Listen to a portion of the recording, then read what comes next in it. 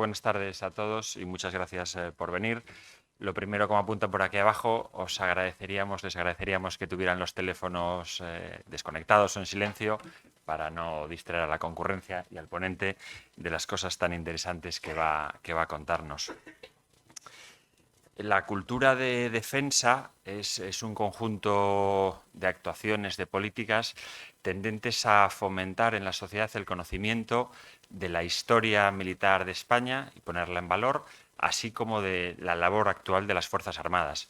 Hay países en los que la cultura de defensa probablemente no es necesario por sus propias condiciones, por su historia reciente, por su situación geoestratégica actual, en la que todos los ciudadanos son plenamente conscientes de la necesidad que tiene ese país de tener unas fuerzas armadas potentes, desarrolladas para garantizar la libertad, la seguridad, incluso la propia existencia de esos países.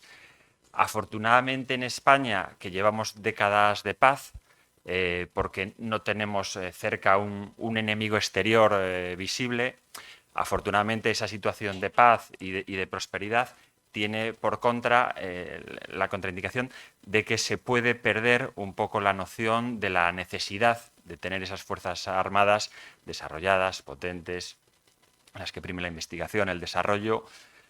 Tozudamente la realidad nos enseña que no estamos tan lejos de las guerras.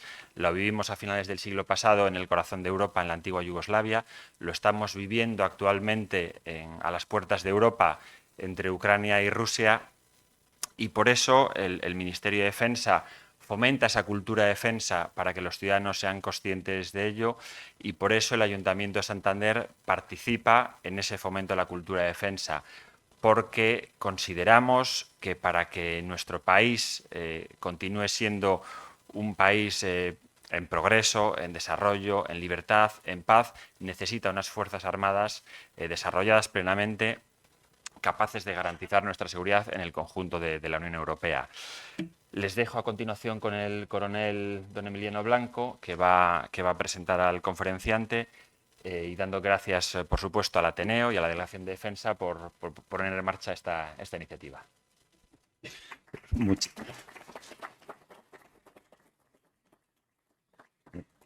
Muchas gracias, Eduardo. Yo no lo hubiese hecho mejor, así que yo me voy a lo fácil, que es a dar las gracias y a explicar un poquito el ciclo de este año. Entonces, en primer lugar, y te ruego que se lo transmitas a la alcaldesa, el agradecimiento al Ayuntamiento de Santander porque nos permite llevar a cabo este proyecto, que sois vosotros los mayores impulsores y gestores de esto, centrado a lo mejor en la Concejalía de Cultura y en su personal, que son los que están a nuestra disposición y siempre encantadores con nosotros. Por supuesto al Ateneo, porque nos apoya como si estuviésemos en casa ya. Todo lo que necesitamos nos lo da desde en cualquier petición que les hacemos. Pues el Ateneo, personificado en tu personal, Asun, que son también encantadores. A las autoridades civiles y militares, pues porque nos acompañáis, por supuesto, y le dais relevancia al acto y a la actividad. A todos ustedes, por supuesto, como todos los años, porque si no, sin ustedes no hay sentido, esto no tiene sentido. Entonces, sabemos que el público está un tanto ganado ya a priori, pero su cariño es el que nos impulsa a volver a hacer actividades, a llevar a cabo actividades como esta. Pero bueno, aparte del cariño y del impulso, siempre sacamos algo de estas conferencias, siempre aprendemos algo nuevo y siempre vemos resquicios de toda aquella historia que tenemos que conocer. Zacarías, bienvenido. Hemos empezado sin ti, no se lo tomará, no se lo toma mal.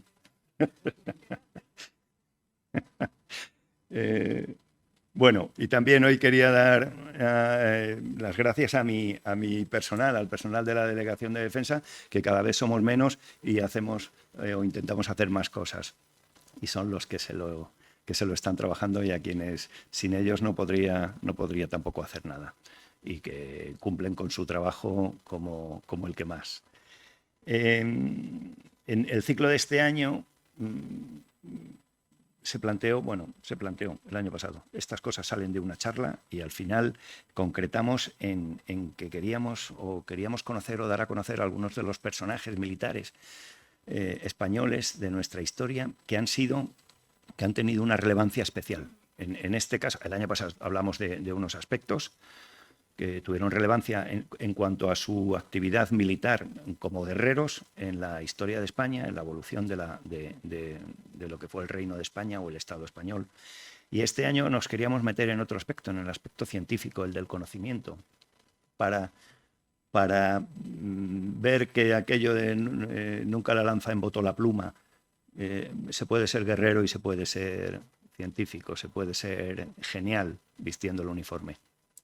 Nos costó encontrar 5, nos costó no porque cuesta encontrar un militar que desarrolla una actividad intelectual elevada, sino porque hay tantos que dónde lo centramos o cómo lo centramos o qué mostramos.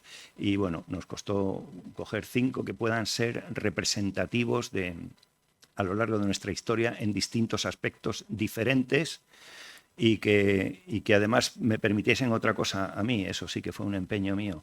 Por aquí pasarán oficiales de los 3 ejércitos, y un médico, y un coronel médico, y de los cuerpos comunes. Queremos que ustedes, a los que espero volver a ver aquí todas las conferencias, vean que desde cualquier rincón de nuestras Fuerzas Armadas tenemos gente que está preocupada por la cultura, por estudiar la cultura de defensa, por conocer nuestra historia y por difundirla.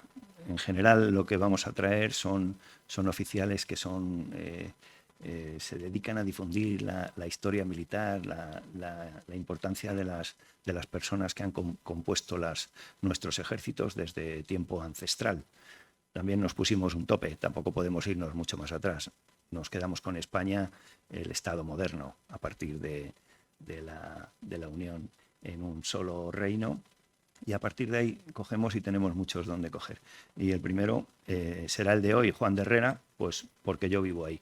Y me parece, no es por eso, pero me parece un ejemplo extraordinario de un hombre genial, eso no lo duda nadie, pero cuya historia cuando uno la analiza en detalle, y es lo que hará luego nuestro conferenciante, vemos que pasó 10 años en las campañas de Italia, en los tercios, en los ejércitos del emperador. Hizo la guerra, y hizo la guerra mucho tiempo además. 10 años no son pocos en aquella época en que los tercios estaban imponiéndose al resto del mundo. Y de las enseñanzas además que sacó allí, como creo que nos va a contar Rafa, se convierte en un genio de la arquitectura, por cuanto en aquella época un ingeniero era automáticamente un arquitecto. Así ha venido siendo durante mucho tiempo. Los ingenieros militares eran los arquitectos, centrados a lo mejor en la arquitectura militar, en los baluartes, en las fortalezas, en las defensas militares. Por todo el mundo los tenemos, los ejemplos, desde Santoña o aquí en Corbán, por todo el mundo. Pero además de eso, se dedicaban también a la arquitectura en otros aspectos. En este caso, pues, el más representativo pues, es el monasterio del Escorial. Y empezamos por él.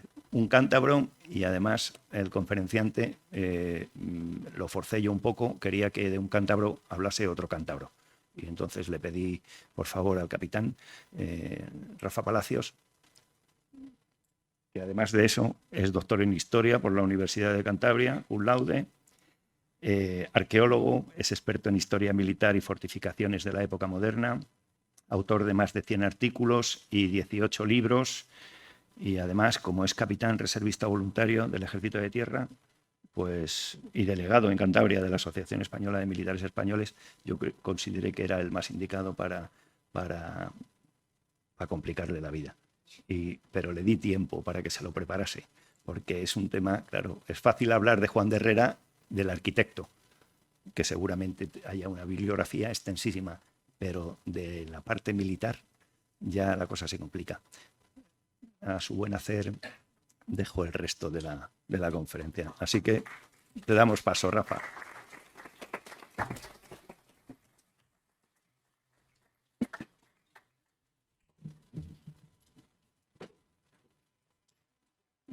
Muchas gracias, mi coronel, con su permiso.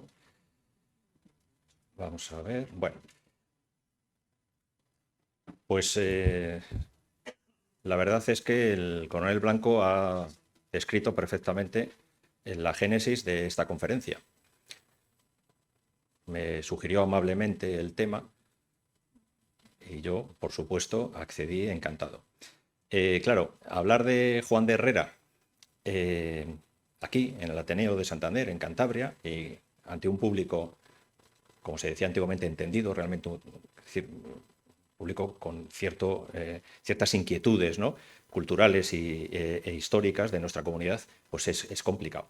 Entonces, bueno, pues hay que afrontar el reto teniendo claro qué es lo que se va a decir, ¿no?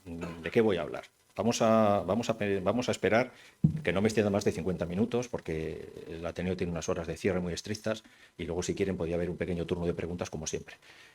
Hago estas advertencias al principio porque luego, como siempre, me enrollo y no me va a dar tiempo. Si tienen alguna duda, alguna pregunta, por favor que sean preguntas concretas que se puedan responder, si se sabe, en medio minuto.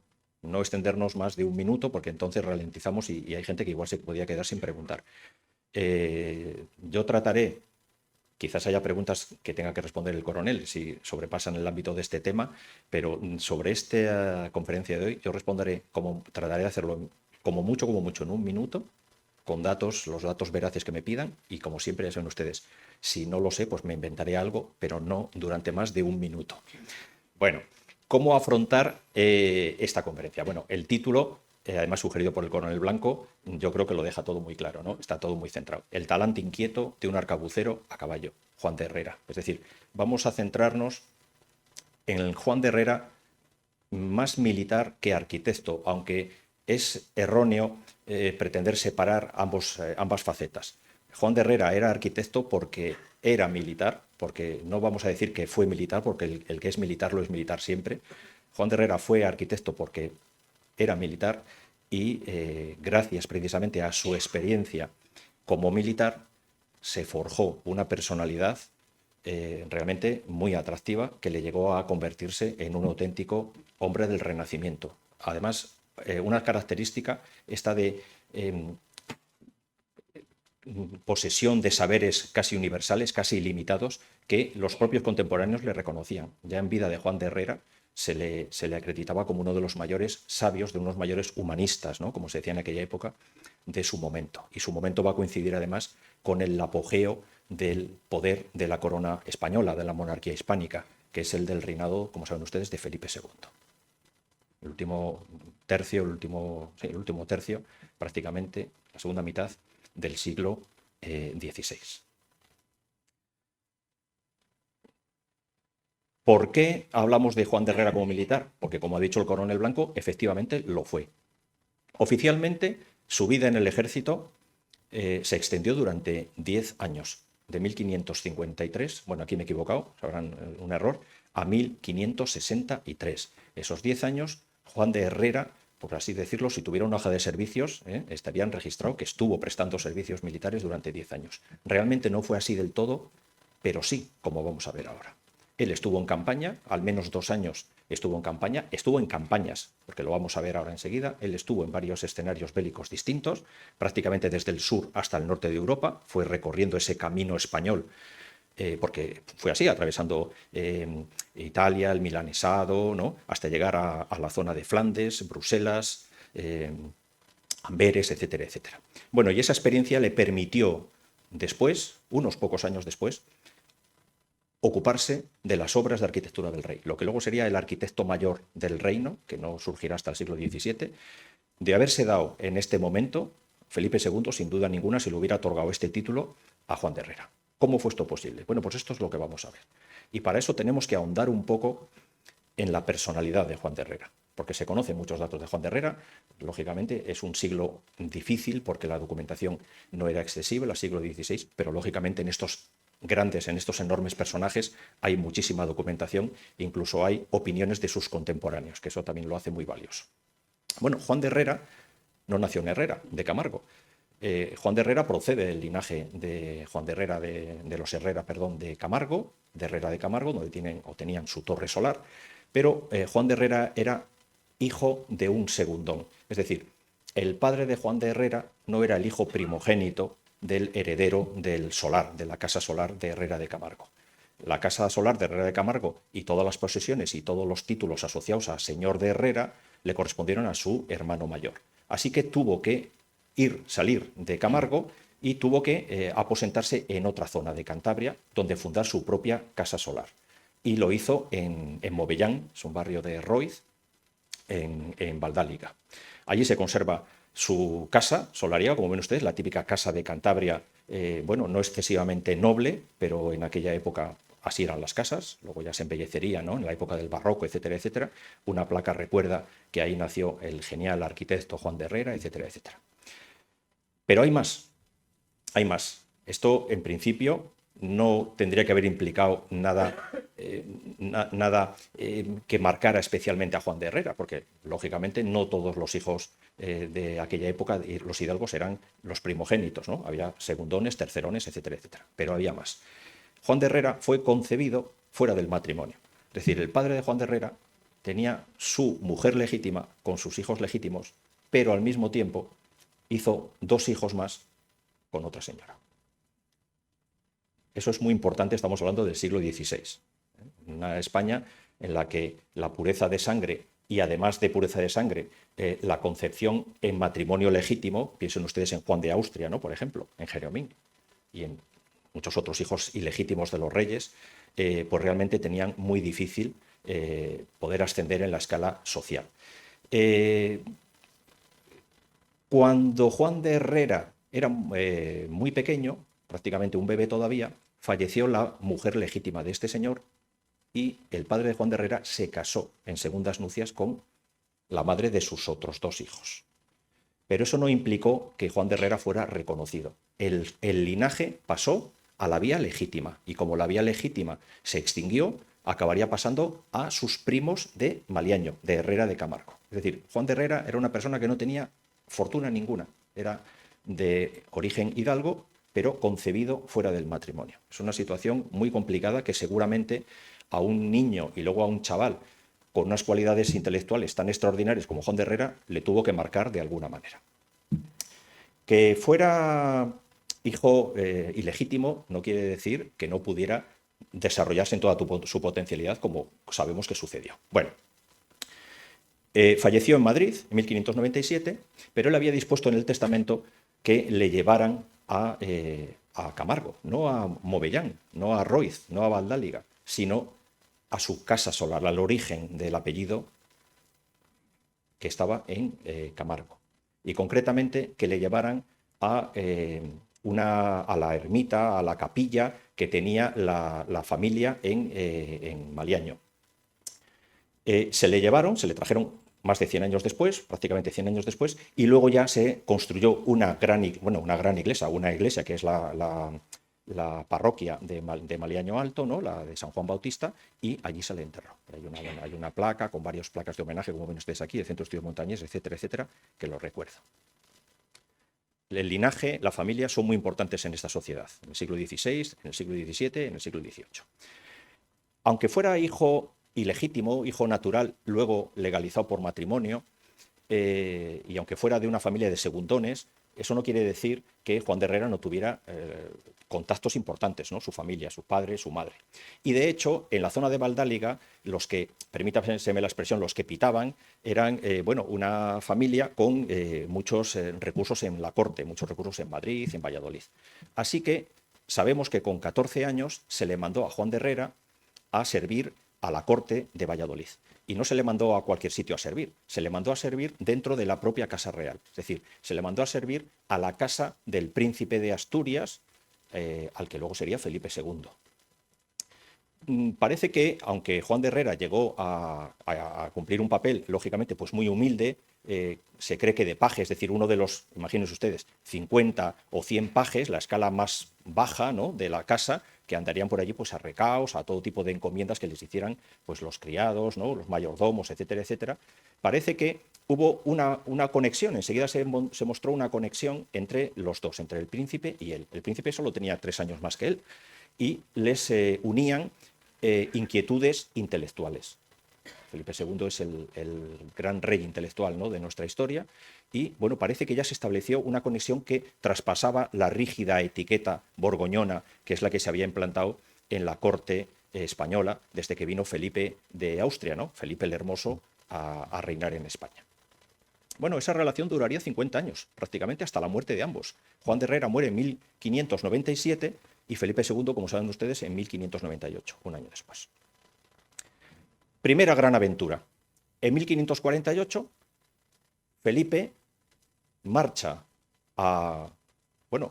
oficialmente a encontrarse con su padre, el emperador, que está en la zona de Alemania, pero realmente es una excusa para que el joven príncipe salga de España. Él no había salido nunca de Castilla, tenía una visión de sus territorios, de su futura monarquía, lógicamente muy breve, muy estrecha, limitada a los atlas, a los mapas, ¿no?, a los documentos, a los libros, pero se le manda, pues eso, a que conozca y a que vea sus súbditos y a que conozca los territorios de su monarquía. Así que se embarca, y con él Juan de Herrera dentro de su séquito, se embarca en Barcelona, desembarcan en Génova, atraviesan todo el norte de Italia, toda la Europa central, por ese camino español que decíamos, hasta finalmente encontrarse con Carlos V en Bruselas, 1551.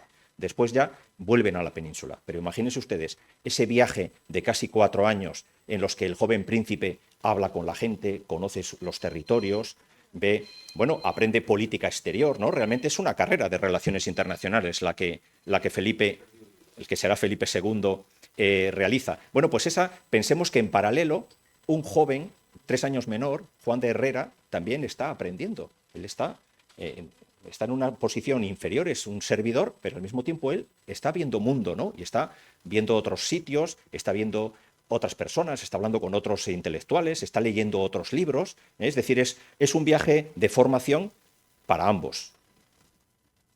Lo ven ustedes, entrada del príncipe en Mantua. En cada una de las ciudades pequeñas, medianas y grandes que iba pasando el príncipe Felipe, pues lógicamente se tiraba la casa por la ventana. Se le hacían unos recibimientos extraordinarios, un protocolo muy rígido, muy severo, las mejores galas, se hacían exhibiciones de caballería, se hacían disparos, se hacían salvas. Es decir, ahora pensemos que en Juan de Herrera. Juan de Herrera está absorbiendo todo eso que él está contemplando y encima está pudiendo hablar con los protagonistas, o por lo menos con los secundarios que realizan todo que permiten que la monarquía española sea la más envidiada, la más admirada, la más odiada, la más temida y la que manda absolutamente en toda Europa continental en esos momentos.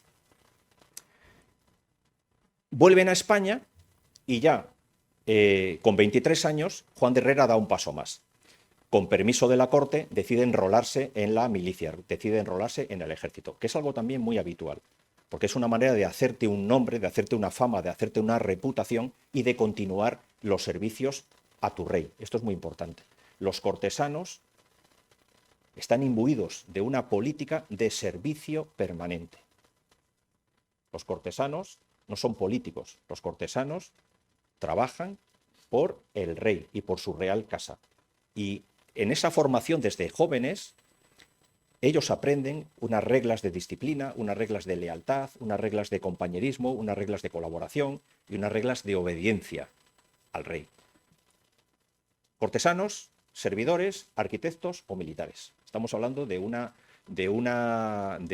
casa real, de unos principios, de unos valores, ¿no?, podríamos decir hoy en día, que se imbuyen a estos futuros servidores del rey desde pequeños. Y en este caso Juan de Herrera tenía la edad adecuada cuando entró al servicio del príncipe. Bueno, él nos cuenta, él mismo hizo un memorial y dice que en 1553 volvió a Italia en la compañía del capitán Medinilla. El capitán Medinilla es uno de los capitanes de los tercios que iban reclutando, eran ambulantes, iban moviéndose por la península, por España, por Castilla, y entonces pues iban reclutando voluntarios.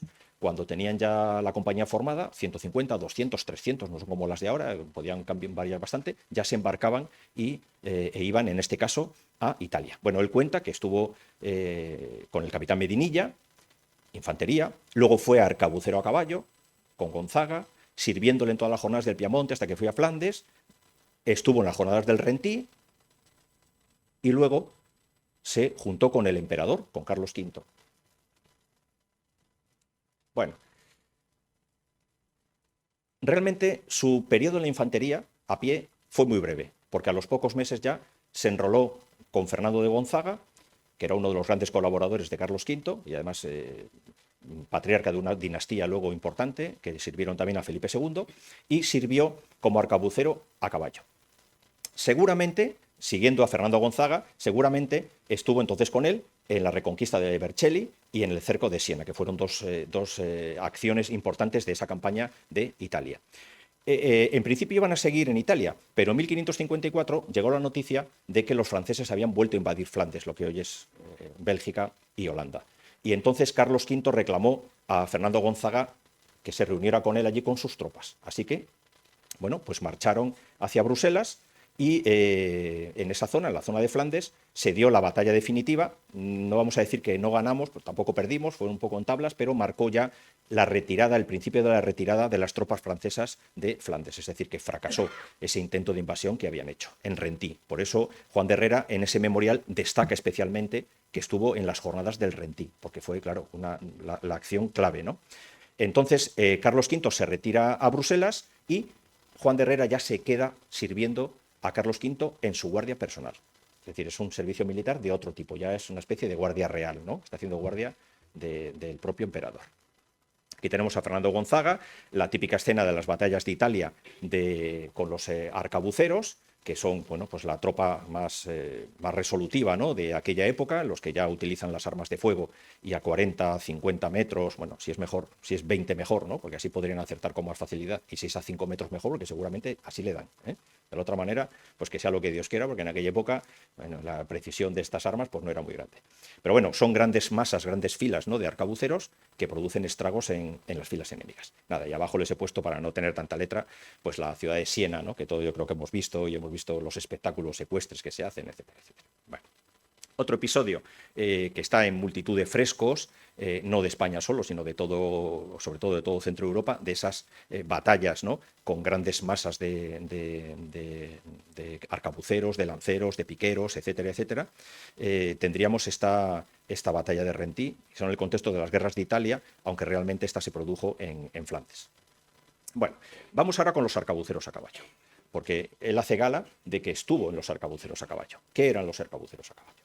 Los arcabuceros a caballo, bueno, pues eso, la palabra lo dice, eran gente que iba montada, que iba a caballo, pero en vez de lanza, en vez de espada, utilizaban un arma de fuego, un arma larga de fuego, habitualmente, es decir, un arcabuz.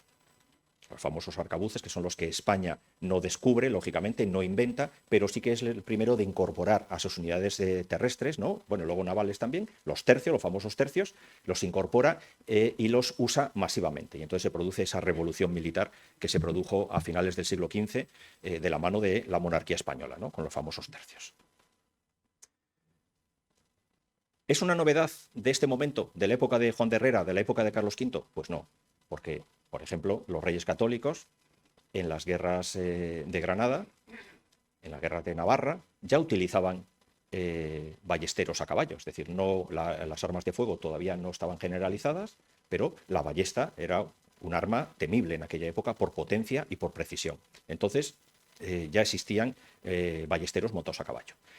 La evolución natural, cuando ya las armas de fuego se desarrollan, son cada vez más precisas, ¿no?, y se pueden estandarizar en su producción, pues lógicamente se sustituye la ballesta por el arcabuz, ¿no? Y eso se consolidó ya a mediados del siglo XVI, precisamente en esta época, ¿no?, en la que estamos hablando. ¿Qué eran los arcabuceros a caballo? Bueno, pues era una fuerza mixta, porque ellos normalmente combatían a caballo, pero llegado el caso podían tomar pie a tierra y luchar como un infante, luchar pie a tierra, con sus arcabuces y con sus armas. Es decir, era una fuerza mixta. Son soldados de caballería, pero que si es necesario, combaten a pie. Otra característica que tenían es que no iban excesivamente protegidos. Es decir, no eran coraceros. Los coraceros llevaban la coraza, el espaldar, ¿no?, e incluso protección en los muslos. Los propios caballos de los coraceros eran caballos muy grandes, tipo medievales, con unas protecciones también, ¿no?, para defenderlos. Eran caballería pesada. No. Estos iban muy ligeramente defendidos, con un peto, a veces metálico, y la mayor parte de las veces de cuero endurecido. Aquí tenemos una imagen de un manual alemán de ejercicios para arcabuceros montados. Lógicamente se estandarizan los movimientos, ¿no? Cómo tienen que hacer, cómo tienen que apuntar, cómo tienen que disparar, cómo tienen que retirarse, dónde tienen que poner el arma cuando no estén utilizándola, etcétera, etcétera. Los arcabuceros a caballo no son solo propios de la monarquía hispánica, como es normal, sino que se utilizan en todas las grandes potencias de la Europa continental. Las funciones de los arcabuceros a caballo, como caballería ligera que eran fundamentalmente dos. La que hace siempre, o la que ha hecho siempre la caballería ligera, pensemos en los húsares famosos del siglo XVIII, del siglo XIX, escolta, era la guardia de élite de los generales, hacer guardias, vigilancia de los caminos, de las zonas de comunicación, exploración, hablar con los espías, hablar con la gente de los pueblos, se diseminaban y entonces iban preguntando, buscando información, ¿no? Buscando inteligencia para informar a sus generales. Esa es una de las labores, de las funciones que hacían.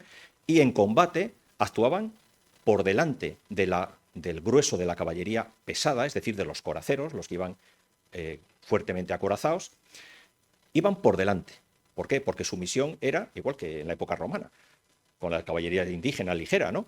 Era abrir huecos, desbaratar las filas de la caballería enemiga. Es decir, ellos se adelantaban, cuando estaban a 30, 40, 50 pasos, disparaban, se alejaban hacia la derecha, los que venían detrás disparaban, se alejaban a la derecha, y de esta manera se trataba de que la línea de caballería enemiga se alterara, dejara huecos, y luego ya la caballería pesada propia, que sí que iba por detrás a todo galope, ¿no? Partiera por en medio esa línea y desbaratara el ejército enemigo. Esa era la función, es decir, es peligroso, ¿no? Que son los que están ahí en primera línea, que tenían en combate.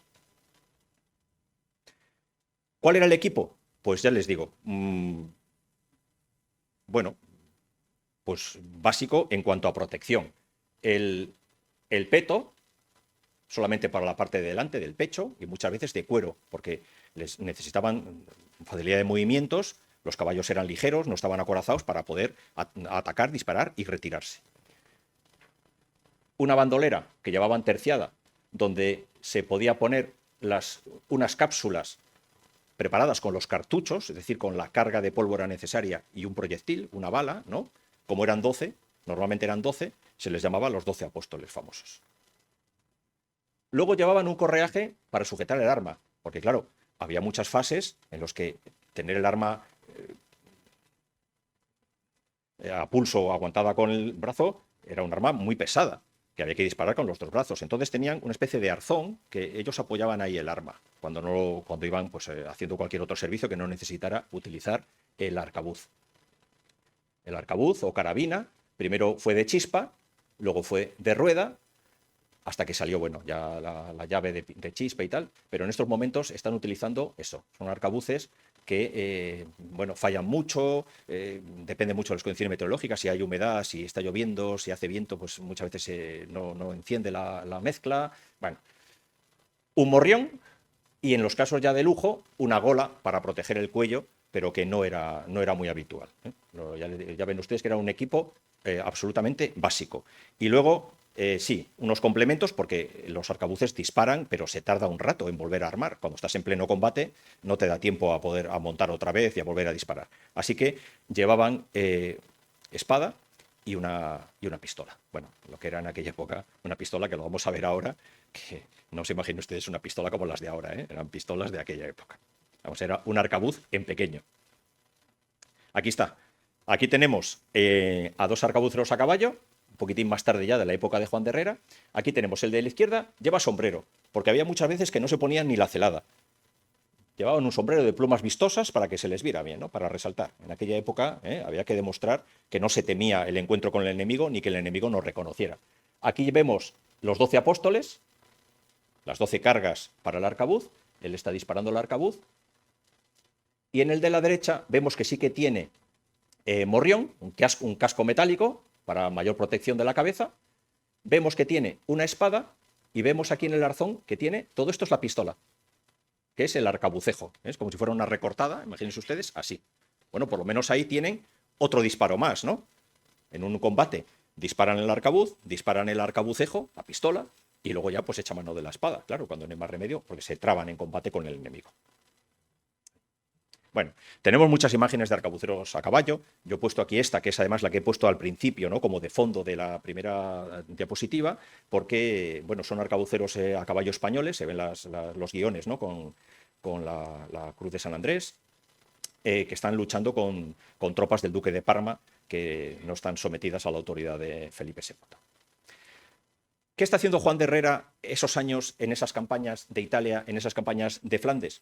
Pues lógicamente está luchando, está combatiendo, pero también está observando, está aprendiendo, está pergeñando, está surgiendo lo que con los años va a ser bueno, pues la carrera seguramente más admirable de un arquitecto del momento, del siglo XVI, en toda Europa, no solo en España, en esos momentos. ¿Por qué?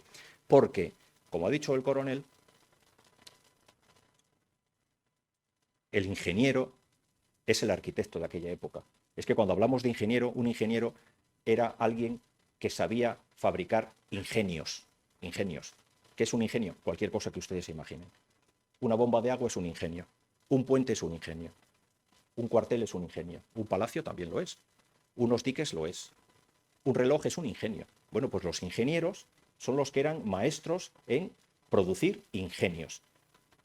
Y por lo tanto también eran los que realizaban las grandes obras de fortificación, las grandes obras públicas, las grandes obras de infraestructuras, todo tipo. Cuando comentaba antes el coronel, los ingenieros, los arquitectos militares, el Palacio Real de Madrid, enorme, gigantesco, siglo XVIII, ¿no?, maravilla, el más grande de Europa, está hecho por un ingeniero militar. Porque hacían de todo, hacían sus obras de fortificación donde le mandara el rey y luego pues hacían todo tipo de obras hidráulicas, de infraestructuras, puentes, caminos, lo que sea. Bueno, luego ya en el siglo XVIII-XIX se van separando, se crea la ingeniería civil, se crea la arquitectura separada, ¿no?, de los ingenieros militares, pero y en estos momentos especialmente decir ingeniero es decir arquitecto. Bueno, ¿qué es lo que se pide en estos momentos a un ingeniero militar para poder desarrollar su arte? ¿Qué se le pide? Que preferentemente tenga experiencia militar.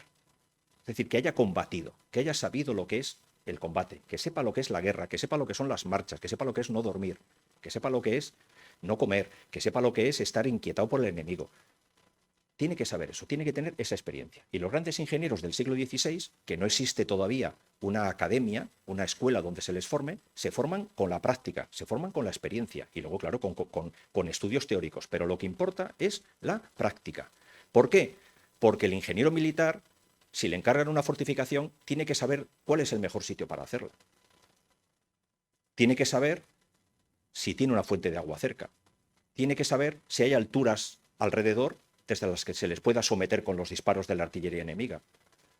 Tiene que saber si la región puede mantener al ejército que custodia esa fortificación. Ese conocimiento práctico lo tienen que tener. ¿Y dónde se adquiere? Pues lógicamente en campaña. Se adquiere en combate. Además de eso, hay que tener una formación teórica. ¿Por qué? Porque la vida es todo matemáticas, nos guste o no nos guste. A mí no me gustaban las matemáticas en la escuela, en el instituto, pero es que bueno, las matemáticas rigen nuestra vida y todo sigue un código matemático, todo. Y por supuesto, la artillería, la fortificación y la guerra en aquella época, se creía además, seguían unas directrices y unas órdenes de rango matemático. Por ejemplo, la artillería. La artillería cambia realmente la guerra en el finales del XV y sobre todo en el siglo XVI. La artillería hace obsoletos esos castillos, ¿no?, tan temibles medievales, inexpugnables, hasta que llegan las armas de fuego, las armas pirobalísticas. Pero, ¿cómo sabemos la trayectoria que va a alcanzar un proyectil, la distancia y la eficacia? Con matemáticas, con geometría. Potencia de la carga, ¿no?, inclinación del tubo, etcétera, etcétera. ¿No lo ven aquí? Es todo matemáticas. Es decir, hay que tener una formación práctica sólida para saber, pero luego eso hay que complementarlo con una formación teórica muy exigente, que no se da en academias, que hay que aprender de alguien que ya sepa, leyendo libros de los grandes maestros y recibiendo clases prácticas, mejor en el terreno, de alguien que ya sabe, que está enseñando en la guerra y dice, mira, tienes que poner aquí, vamos a probar, dispara. Y por eso, si se dan cuenta, la fortificación abaluartada, la que surge en estos momentos en el siglo XVI, realmente todo son problemas de geometría. Lo que marca son las distancias de baluarte a baluarte medidas por el alcance efectivo de las armas de fuego que nosotros tengamos puestas. Yo disparo, tengo que alcanzar la otra pared de mi propio fuerte, la de enfrente. ¿Cuánto alcanza? 40 metros. No puede haber más de 40 metros entre un baluarte y el otro baluarte. Es decir, todo es matemáticas. Y los que atacan, lo mismo. Ellos van a buscar los lados débiles de las fortificaciones. Tienen que ver cuánto alcanzan en sus tiros para poder desmoronar estas fortificaciones. Y los que defienden también tienen que saber dónde colocar sus piezas en una zona fuerte, sólida, que no se desmorone fácilmente con el ataque enemigo, para ellos desmontar antes las piezas enemigas. Es decir, esto es todo problemas de matemáticas. Estuvo al servicio de Carlos V hasta 1556, que como saben ustedes, Carlos V abdica de todas sus posesiones. El imperio, ese sí, porque el nuestro no era un imperio, era una monarquía formada por muchas coronas. El imperio alemán se lo cede a su hermano y los territorios de la monarquía hispánica, como saben ustedes, a su hijo, que ya pasa a ser Felipe II. Juan de Herrera le acompaña desde Flandes hasta su desembarco en Laredo y luego le acompaña como escolta personal hasta el monasterio de Yuste. Carlos V se queda en Yuste hasta su muerte y Juan de Herrera vuelve a la corte a seguir sirviendo al rey, en este caso al que sirvió antes como príncipe, ¿no? A Felipe II. Nada, aquí les he puesto un mapa del siglo XVIII, porque este es el camino, la ruta de Carlos V famosa, ¿no? Que es un patrimonio cultural europeo. Empieza en Laredo, bueno, llega a Ramales, pasa a la Nestosa ya en Vizcaya, ¿no? Etcétera, y luego ya se va internando, bueno, pues como saben ustedes, por Burgos, etcétera. Bueno. Vuelve entonces a la corte, a Felipe II, que está en Valladolid, y Felipe II le nombra criado del rey. Criado del rey es funcionario de la Casa Real, ¿no? Es una persona que va a estar ahí. Es un título que Juan de Herrera mantiene, porque es un título muy honorífico, hasta su muerte en 1597. Felipe II decide que su hijo Carlos, que va a ser el heredero del imperio, había muchas esperanzas puestas en él, que luego salió un poco rana, fuera a estudiar a la universidad, a Alcalá de Henares. Y le acompañó Juan de Herrera. No es que aprendiera matemáticas, se aprendía cualquier otra cosa casi menos matemática, vamos a ver ahora, pero él pudo aprovechar esa estancia para empezar a formarse intelectualmente. Juan de Herrera tenía experiencia práctica en las cosas de la guerra, tenía una gran inquietud intelectual, seguramente ya desarrolló y daba muestras de una mente portentosa, pero le faltaba esa formación académica seria y en parte la obtuvo estos años en la Universidad de Alcalá de Henares, ya digo, acompañando al príncipe Carlos. ¿Por qué esa conexión tan especial entre Felipe II y Juan de Herrera? Bueno, lo que les decimos, Felipe II 17 años, Juan de Herrera 14 años, paje que llega a su servicio. Yo creo que los genios se entienden y Felipe II es el gran rey intelectual español. Cuando Felipe II muere en 1598, los homenajes que le van haciendo por toda la monarquía, por ejemplo, esta creo que fue en Bruselas, en la Bélgica actual, se hicieron unos tapices enormes y este es uno de los dibujos. ¿Y cómo presentan a Felipe II?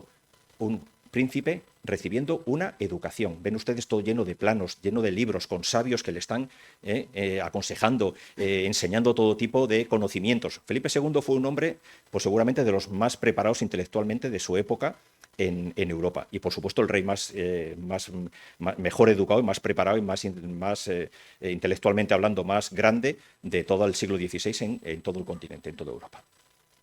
Bueno, en 1563 Felipe II va como tutelando a Juan de Herrera un paso más. Le pone al servicio del arquitecto encargado de fabricar, de construir el monasterio del Escorial, que era Juan Bautista de Toledo. Juan Bautista de Toledo es el que diseña los planos del Escorial y Felipe II, que está siguiendo a Juan de Herrera sus pasos, le dice, bueno, pues ahora vas a trabajar con este hombre, vete aprendiendo, en principio vas a hacer un poco como de aparejador, delineador, ¿no? Que tenía también grandes aptitudes Juan de Herrera. O sea, tú le vas haciendo a este hombre croquis, planos, etcétera, etcétera. Y 2 años después, el mismo Juan de Herrera dice, comencé a andar continuamente con su majestad a donde quiera que iba. Es decir, que el rey le dijo, tú conmigo. Y estamos hablando de una corte muy viajera. Por lo menos sin salir de Castilla, pero podían perfectamente desde Andalucía hasta la zona de Burgos, Valladolid, Madrid, Guadalajara, es decir, una corte muy viajera. Y el Felipe II le dijo que siempre iría con él un poco, pues porque empezaba a confiar en sus consejos. Cuando murió Juan Bautista de Toledo, Felipe II dudó a quién entregarle la continuación de las obras y se decidió por Juan de Herrera, 1567. Y poco a poco ya se fue haciendo con, con la dirección del Escorial. Había más arquitectos, ¿eh? En estos momentos Juan de Herrera empieza a destacar y unos años después ya se le nombra el arquitecto principal del Escorial. Y entonces Juan de Herrera empieza a demostrar sus grandes dotes de organización. Los oficiales actuales del ejército de tierra, además de su carrera militar en la Academia de Zaragoza, salían, ¿no? Con él salían, o están saliendo hasta, ya van a cambiar los estudios, pero están saliendo con un grado de ingeniería de organización industrial. Bueno, Juan de Herrera acorta plazos de construcción, abarata costes, hasta, como dicen ahí, 3 partes del tiempo y del dinero. Con el mismo personal, trabajando las mismas horas, llega a abaratar hasta en un 60% los costes y los tiempos. Eso es organización industrial. Es una persona que observa, que ve fallos o que piensa maneras de trabajar, ¿no? Procedimientos que pueden ahorrar tiempo y dinero. Por ejemplo, él inventa unas grúas, que son las que tenemos ahí, con las que mueve grandes pesos, los coloca unos sillones enormes y de esta manera la construcción se hace mucho más rápidamente, mucho más fácilmente. La fuerza humana es casi mínima y de esta manera se adelanta mucho más. Aquí de lo que vamos a hablar del último es del Escorial, ¿eh? Quiere decir que no vamos a hablar del Escorial nada más que así, en estas cosas incidentales que estamos diciendo. El Escorial se decide que se levante un piso más. Es una obra enorme que ya está diseñada en planta y dice Felipe II, bueno, pero quiero otro piso. Claro, eso para los ingenieros, para los arquitectos, para los que hayan trabajado en construcción, se dan cuenta que es algo, bueno, es para caerte de golpe, ¿no? Para atrás. Bueno, pues Juan de Herrera asume el reto y permite que los deseos de Felipe II se hagan realidad. Cuando él iba a visitar las obras, iba a inspeccionar, le llamaban el soldado, todos. Le conocían por el soldado. Ahí viene el soldado.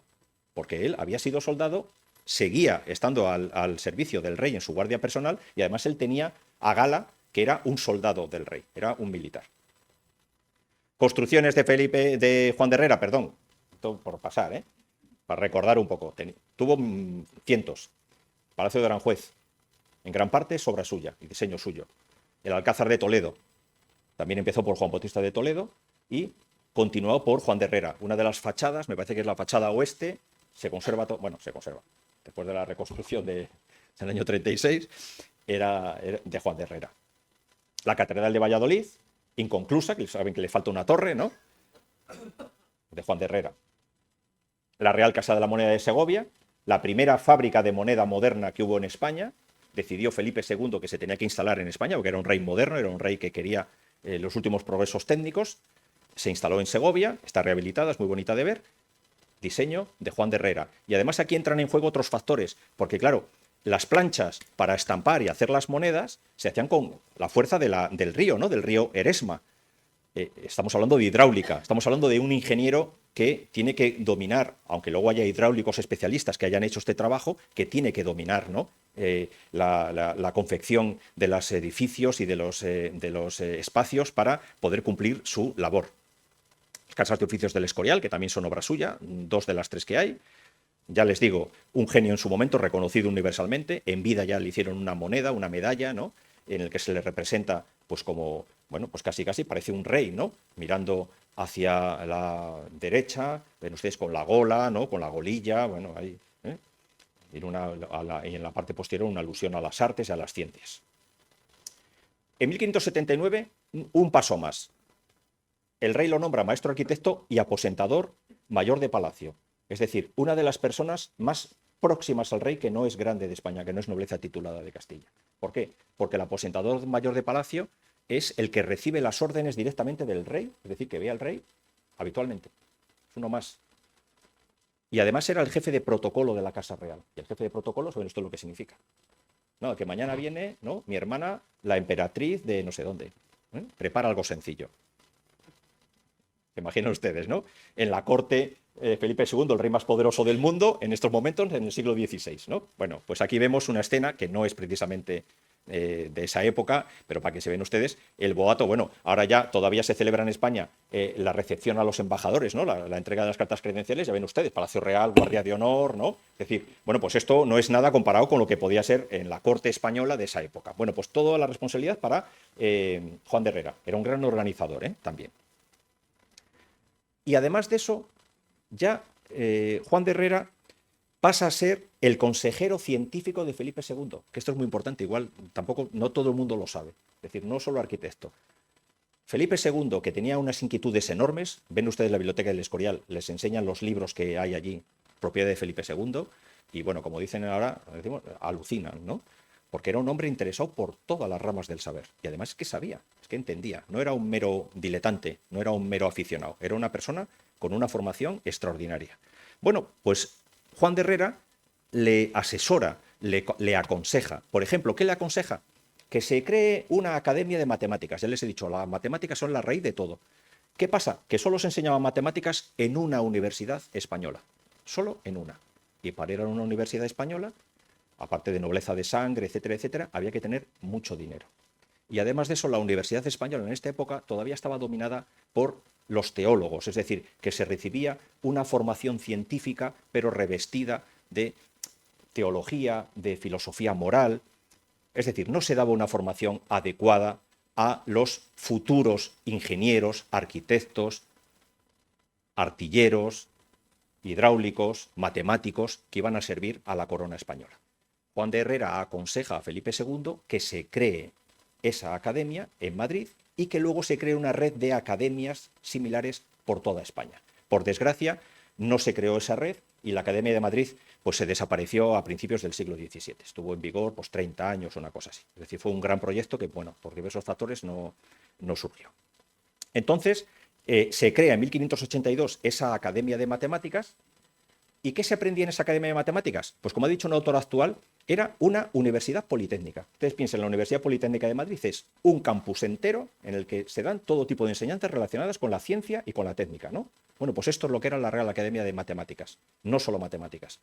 Geometría, navegación, trigonometría, álgebra, fortificación, hidráulica portuaria, ingeniería civil, cartografía, presupuestos y contratación de obra, organización técnica y ejecución de proyectos. Es decir, estamos hablando de ingeniería de caminos, ingeniería industrial, ¿no? Ingeniería de organización. Todo esto se daba en la Real Academia de Matemáticas. El manual, por así decirlo, el programa de estudios lo hizo el propio Herrera. Y el propio Herrera fue profesor unos cuantos años, hasta su muerte casi, de esta academia.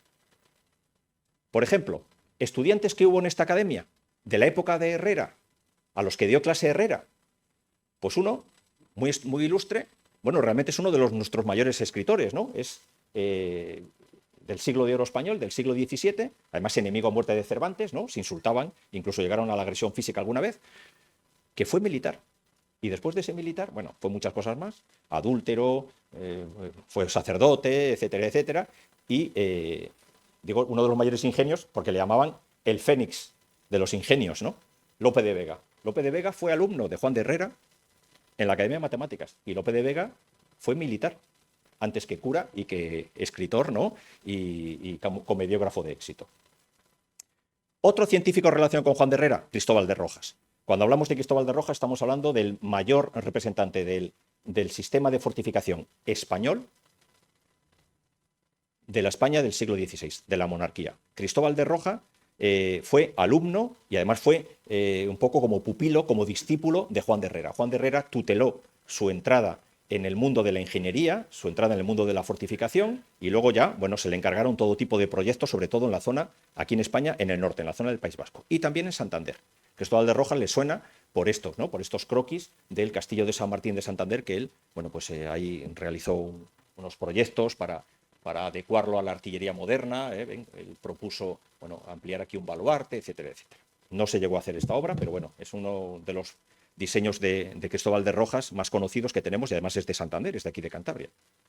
Por ejemplo, otro científico relacionado con Juan de Herrera. Este era un tío cachondo, este era un tío curioso. Juanelo Turriano. Juanelo Turriano se le contrató, era italiano, se le contrató como relojero. Relojes, en aquella época ya había relojes, y muy complejos además, ¿no? Había relojes de agua, etcétera, etcétera. Juanelo Turriano arregló un reloj que llevaba 100 años estropeado, parado, Y entonces, bueno, pues en la corte fascinó. Carlos V se le trajo a España y aquí ya se quedó. Luego trabajó para Felipe II. Juan Lelo Turriano era muy conocido porque hizo El hombre de palo, que es el primer autómata, o el primer robot, como quieren ustedes decir, de la época. El hombre de palo, este es una... No se sabe si es antiguo, no se sabe si es otro modelo que él hizo, que está en Nueva York, me parece, en el Smithsonian. Bueno, el hombre de palo estaba en Toledo. Era un fraile, vestido de fraile, y entonces iba recorriendo, haciendo un cuadrado, iba recorriendo solo, iba andando, le daban cuerda, iba andando, iba bendiciendo así, iba bendiciendo, y entonces sacaba así la mano y le daban limosnas. Y comentaba a la gente que cuando le daban limosnas se agachaba. Y entonces seguía andando y seguía bendiciendo. Estamos hablando de 1560, ¿eh? O sea, ¿esto es magia? ¿Esto es alquimia? Señores, esto es ciencia. Esto es Felipe II. La alquimia es lo que luego llamaron quimia y ahora llamamos química, ¿no? No es nada de cosas raras, de misas negras, ni de... tal. Más científicos. Juan de Herrera aconsejó a Felipe II que mandara a alguien versado, a un médico, pero versado en ciencias naturales, a América y que hiciera una recopilación de todas las plantas, piedras, lo que fuera, con propiedades medicinales. Bueno, Felipe II escogió a Francisco Hernández y le mandó, en principio, a México, a la Nueva España. Luego iba a bajar al Perú, pero bueno, no dio tiempo. Esto fue ampliando, es como siempre, ¿no? Bueno, ya que estamos aquí, pues vamos a recoger las vestimentas de los indios. Y ya que estamos aquí, pues vamos a hacer un diccionario, ¿no?, de las lenguas que habla esta gente. Y ya que estamos aquí y tal, y al final pues se le fue tan grande que no pudo pasar de México, de Nueva España. Pero lo que hizo al final Francisco Hernández fue la historia natural de la Nueva España. Estamos hablando de finales del siglo XVI. Aprendió náhuatl, que es, bueno, más o menos el idioma azteca, ¿no? Hizo un diccionario latín, español, azteca, siglo XVI. Y además de eso, luego se publicaron no sé cuántos tomos con todas sus observaciones botánicas, de descripción de animales, muestras que vinieron para Europa, etcétera, etcétera, etcétera. Aquí tenemos una de las ediciones de esta obra, de Francisco Hernández. Ya ven ustedes qué dibujos tan detallados, ¿no?, de las plantas. Y luego, bueno, un poco fantasioso de las llamas, vicuñas y tal. Bueno, aquí tenemos un hombre, parece una jirafa, ¿no? Pero bueno, que en aquella época se hacía así, había que resaltar los rasgos, ¿no?, aunque no fuera naturalista, aunque fuera un poco exagerados. Bueno, aquí me he equivocado de conferencia. ¿Qué pinta aquí Leonardo da Vinci? Leonardo da Vinci, además, ingeniero militar. Bueno, no sé. Era una cosa extraña Leonardo da Vinci, ¿no? Esto, bueno, pues no sé. Pueden ser cúpulas, ¿no? Pero esto parece un castillo, por ejemplo. Incluso esto también parece una torre, ¿no? Leonardo da Vinci, el hombre del Renacimiento, el epítome del Renacimiento. Era pintor, anatomista, arquitecto, paleontólogo, botánico, escritor, escultor, filósofo, ingeniero, inventor, músico, poeta y urbanista. Y seguramente alguna cosa más. Bueno, él era arquitecto también, participó en congresos de arquitectos, trabajó como arquitecto, como ingeniero militar. En Florencia también trabajó de arquitecto, de ingeniero, y cuando se fue a Francia, el rey, además de que le pintara, ¿no?, le hiciera varios encargos, lo nombró primer ingeniero y primer arquitecto del rey. En los cuadernos de Leonardo da Vinci, que saben ustedes que escribió de una manera muy extraña, seguramente especular, o sea, no sé, puesto en un espejo y haciendo no sé qué cosas raras, se podría llegar a entender su letra. Bueno, pues tenemos diseños que se asemejan bastante a los proyectos de fortificación de los tratados, ¿no?, de esa época, incluso de tratados de siglos posteriores. Pero, claro, él era ingeniero, él hacía todo tipo de ingenios. Y él se jactaba además de que podía construir cualquier tipo de ingenio, para la guerra, para la paz, edificios civiles, edificios militares. Vean ustedes, otra cosa es que luego funcionara, ¿eh? Vean ustedes, 3 líneas de cañones. Esto es ideal. Disparo los 8 cañones, ras, giro 90 grados y disparo otros. O bueno, la fuerza del retroceso y todo esto hubiéramos visto, ¿no? Porque Leonardo diseñaba mucho, pero luego, ya saben, él no se atrevió a tirarse con aquellas alas que él hizo, ¿no? Porque, claro, una cosa es eso y otra cosa es morirse.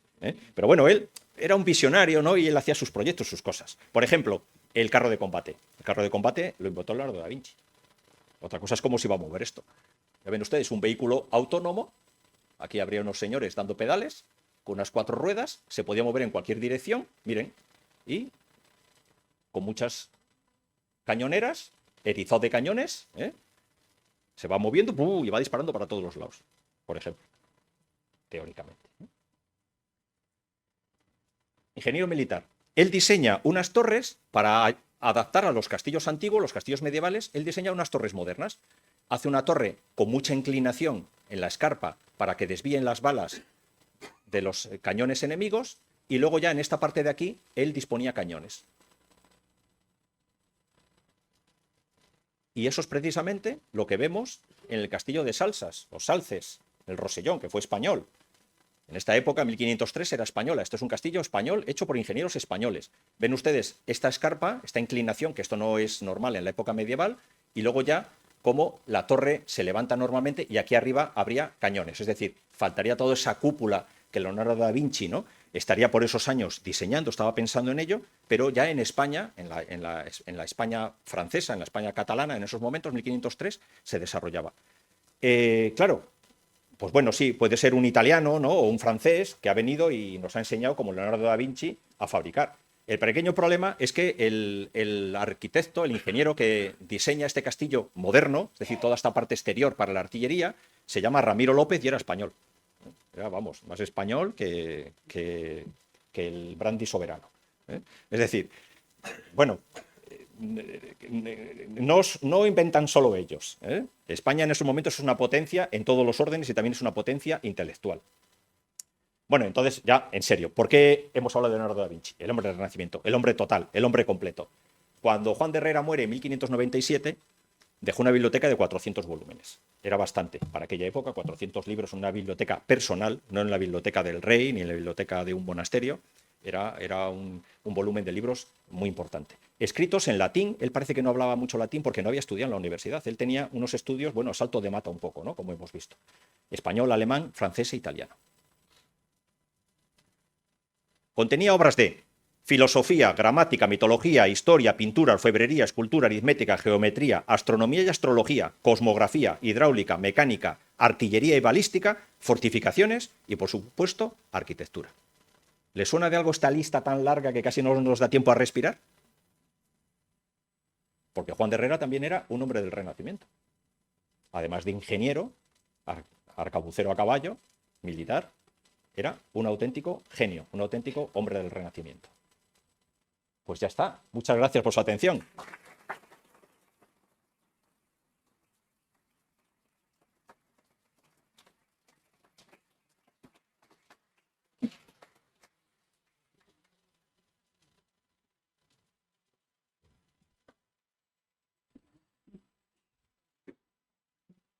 Turno de preguntas.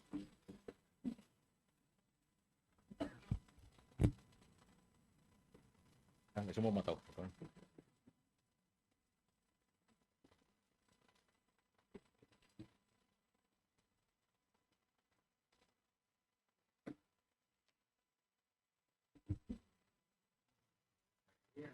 No, Zacarías.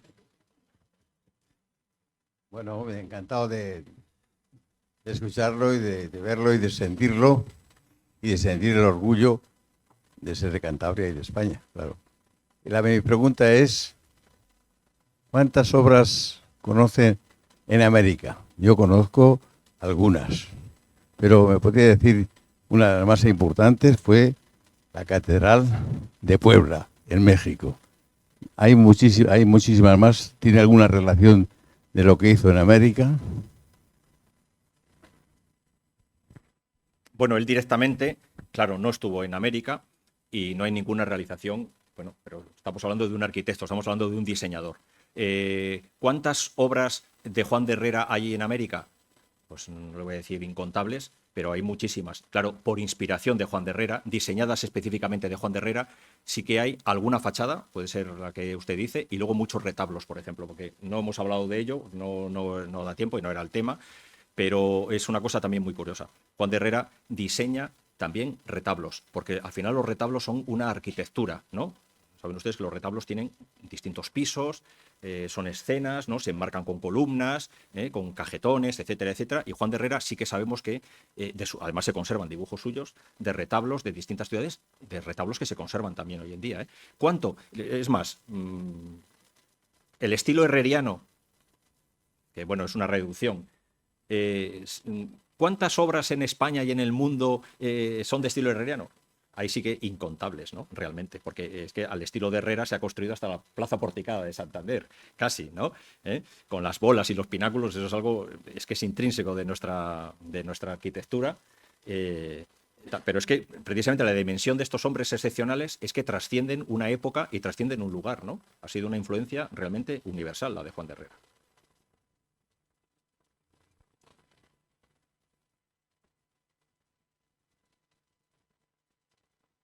Una pregunta que no tiene mucho que ver, pero ¿qué es de su vida familiar? ¿Se casó, tuvo hijos, etcétera?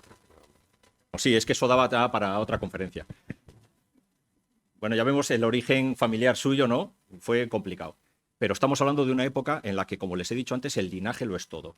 Es decir, si Juan de Herrera hubiera sido hijo primogénito de su padre, que a su vez hubiera sido hijo primogénito del señor de Herrera, Juan de Herrera hubiera terminado sus días en la casa de Herrera de Camargo, gestionando sus propiedades, porque era así, es como se hacía.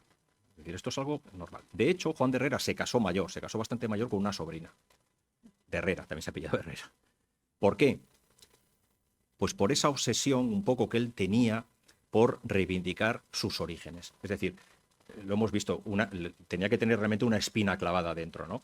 Que habiendo sido hijo hidalgo de su padre, y aun casándose su padre, después de enviudar, no habérsele reconocido a él, ¿no? y a su hermano esa limpieza de sangre, esa pureza, pues yo creo que él lo tuvo clavado. De hecho, como los primos de Juan de Herrera, que se quedaron en Maliaño detentando el mayorazgo, llegó un momento que no tuvieron descendientes, él pidió que se le diera a él el mayorazgo y que se le reconociera el señorío de la casa de Herrera. Claro, ya tenía mucha influencia en la corte de Felipe II y esas cosas siempre ayudan, ¿no?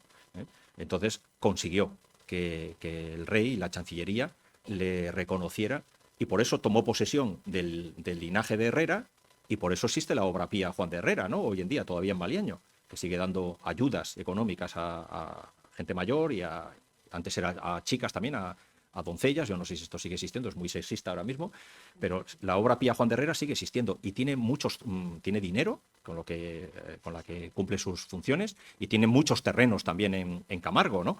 ¿Por qué? Porque él, su obsesión, y de eso también casarse con su sobrina, es recobrar y ponerse al frente del mayorazgo de los Herrera, ¿no? Que él pensaba que por justicia a él le correspondía. No tuvo hijos, y entonces, bueno, el mayorazgo pasó a una rama colateral de los Herrera, pero no él, porque él no tuvo hijos.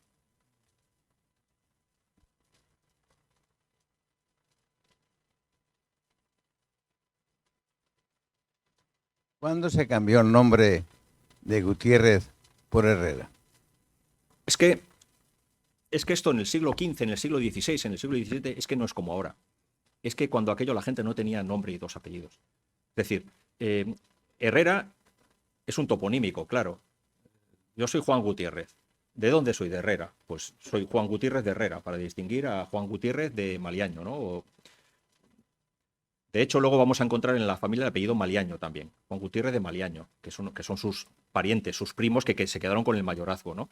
Entonces eso desaparecía. Es decir, era normal que Juan Gutiérrez de Herrera tuviera un hijo, Pedro, y le llamaba Pedro González de Herrera. Y luego tenía otro hijo, le llamaba Juan García. ¿Por qué? Pues porque les gustaba, o porque igual un tío poderoso que se apellidaba García dice, bueno, yo le prohijo, ¿no? Pero claro, tienes que ponerle mi tal. No es como ahora, no era obligatorio que el hijo se apellidara igual que el padre.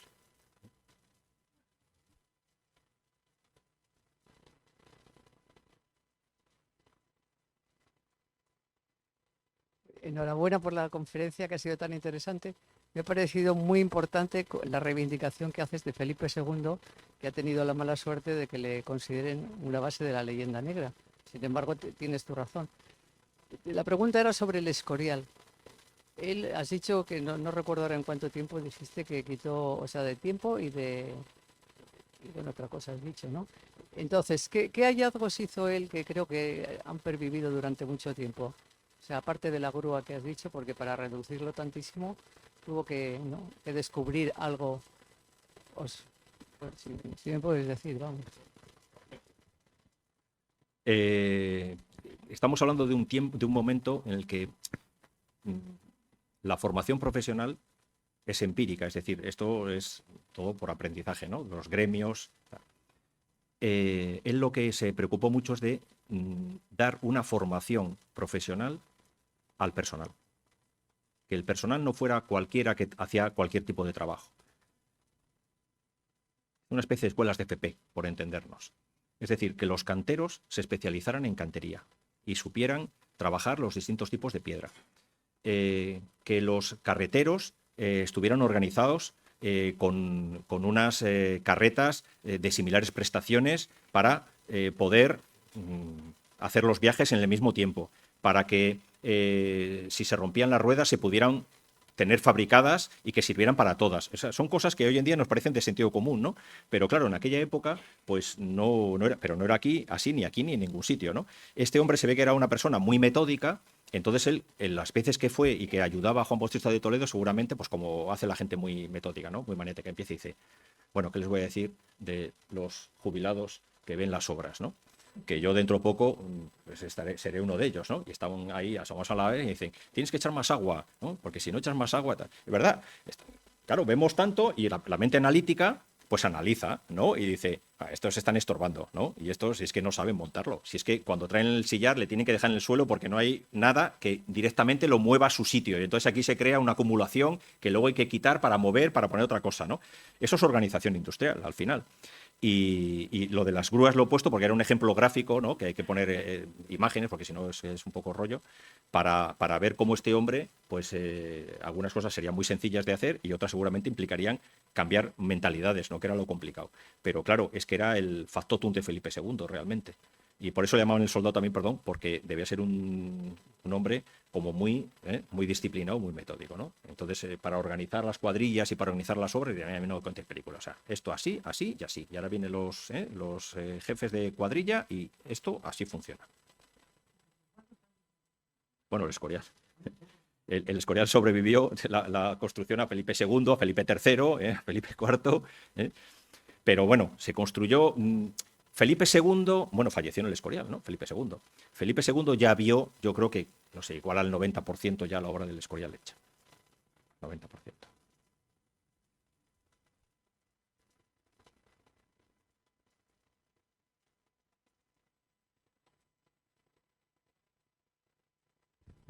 Rafael, felicitarte por supuestísimo por la conferencia y yo recuerdo un libro que hiciste precioso de fortificaciones en Cantabria. Entonces, al hilo de esta conferencia se me ha ocurrido una cuestión. Me ha encantado cómo has resaltado la lealtad y la cercanía con Felipe II y con Carlos I. Me refería a la fortaleza, al castillo que estaba antiguamente donde está el Banco de España, el Correos, el castillo del Real Felipe. Ese castillo estaba en ruinas en la época, o levemente arruinado en la época de Felipe II, y se mandó a Juan de Escobedo, ¿no? Y tenemos a un secretario que es traidor, que es Antonio Pérez. En la investigación que has hecho, ¿has visto algún encontronazo entre Antonio Pérez y Juan de Herrera en relación a las fortificaciones? Porque Antonio Pérez llegó a sugerir a Felipe II que Juan de Escobedo estaba preparando la realización del castillo, el Real Felipe, para que Juan de Austria diera una especie de golpe de Estado. Sabemos que Antonio Pérez era un traidor y hoy lo tenemos más reconocido y partes de las investigaciones históricas van en ese sentido. ¿Tú en esa investigación has encontrado algo entre Antonio Pérez y Juan de Herrera? Gracias. Gracias. Estas son preguntas que te hacen pensar, ¿no? Yo no he encontrado nada. También es cierto que no he buscado a esa profundidad, ¿no? Porque se trataba de darle, bueno, pues lo que han visto ustedes aquí, ¿no? Darnos una idea un poco de quién era este hombre y por qué llegó a ser lo que fue. Pero es algo que tampoco he dicho, pero que ya aprovecho y lo digo. Hay que tener en cuenta que en estos momentos en la corte de Felipe II, de Carlos V, pero sobre todo de Felipe II, hay muchos cántabros, hay muchos montañeses. Entonces, vamos a hablar del lobby cántabro, ¿no? Ese, que hay que hacer lobby. Juan de Escobedo, de Colindres, fue asesinado por orden de Antonio Pérez. maestros de obra y arquitectos que trabajaron con Juan de Herrera en el Escorial se apellidaban de Praves, por ejemplo. Es decir, eso es un tema que yo lo he visto y era muy interesante, que lógicamente hay que cortar porque si no aquí, ¿no? Pues no sé, nos echarían con un extintor o algo, no sé. Y porque además no viene al caso, ¿no? Pero es verdad que no hay que negarlo, somos personas y seguro que Juan de Herrera con sus coterráneos, ¿no? Con los montañés, que es normal además, se establecerían unos lazos más profundos, más fuertes que con otros cortesanos, ¿no? Que estuvieran en la zona allí de la corte de Felipe II, seguro.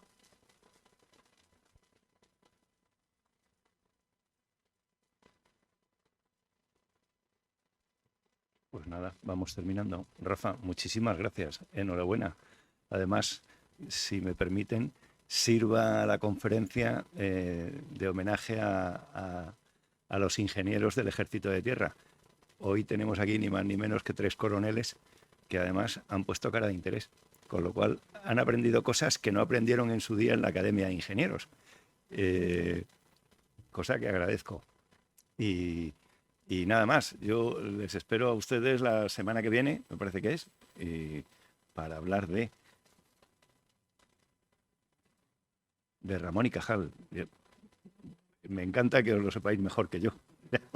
Muchas gracias a todos y buenas tardes.